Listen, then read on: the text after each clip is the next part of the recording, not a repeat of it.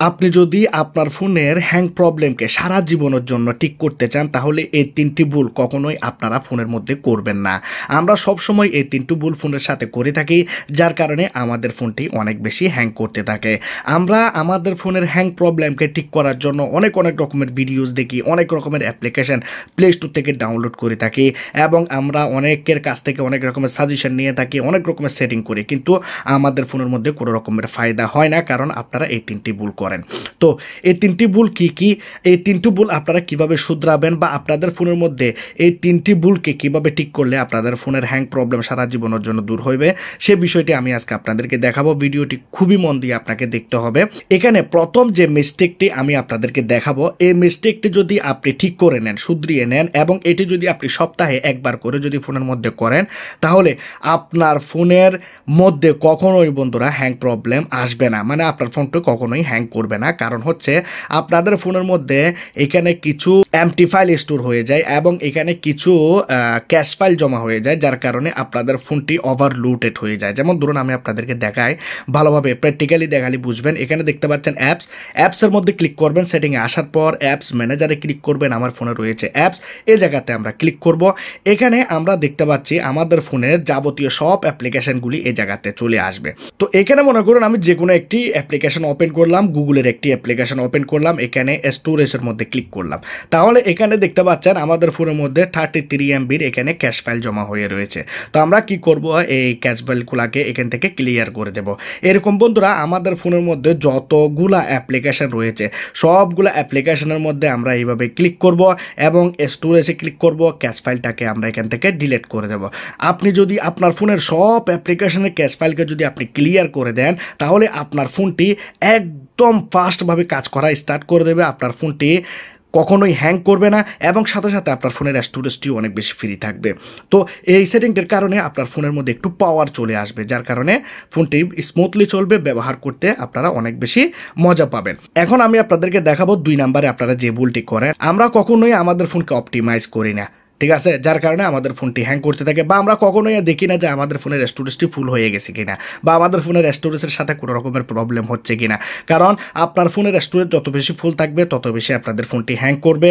এর সাথে সাথে আপনাকে আপনার ফোনটিকে অপটিমাইজও করতে হবে। দেখুন এখানে আপনি যদি লক্ষ্য করেন একটি অ্যাপ্লিকেশন এখানে দেখতে পাচ্ছেন, এটি আমি ডাউনলোড করিনি, প্লে স্টোর থেকে ডাউনলোড করিনি, এটি সবার ফোনের মধ্যে দেওয়া থাকে অপটিমাইজার।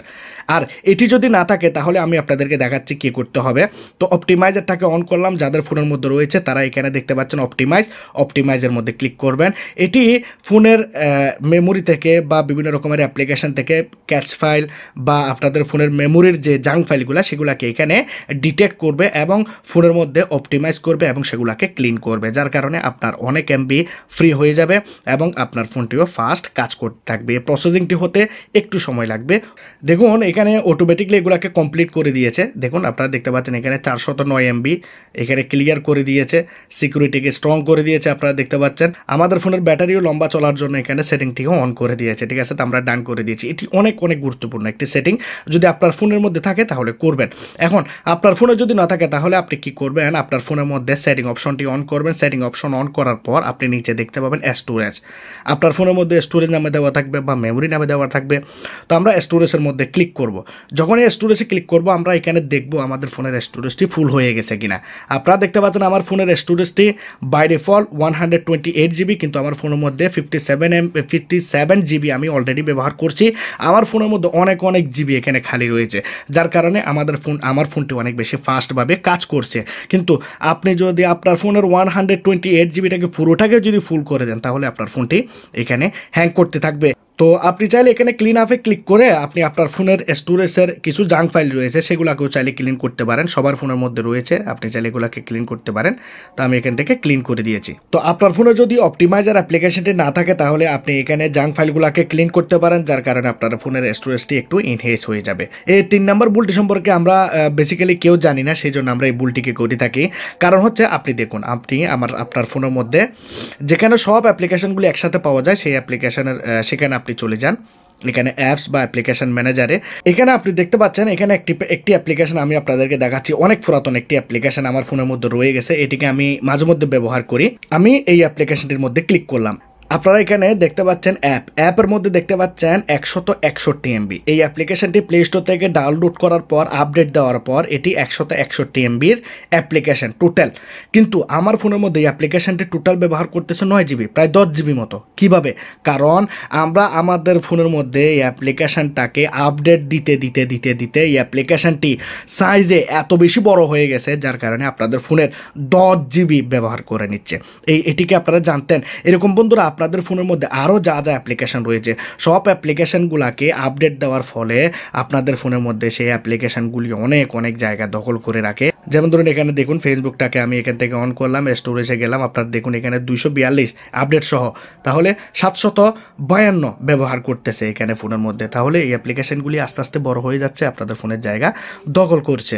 তো আপনারা যে কাজটি করবেন, আপনাদের ফোনের প্লে স্টোরটাকে অন করবেন, এখানে কর্নারে যে লুগো রয়েছে লুগোতে ক্লিক করবেন, এখানে আপনারা সেটিংয়ে চলে যাবেন। সেটিংয়ে যাওয়ার পর এখানে দেখতে পাচ্ছেন নেটওয়ার্ক প্রিফারেন্সে চলে যাবেন। অটো আপডেট অ্যাপস এই জায়গাতে ক্লিক করে ডোন্ট অটো আপডেট অ্যাপসে এভাবে ক্লিক করবেন, বাটনটি এই জায়গাতে চলে আসবে ব্লু কালারের এবং ওকে করবেন। যার কারণে বন্ধুরা আজকের পর থেকে আপনাদের ফোনের অ্যাপ্লিকেশনগুলি সাইজে বড় হবে না, যার কারণে আপনাদের ফোনটি এত বেশি স্মুথ চলবে আপনারা দেখে অবাক হয়ে যাবেন।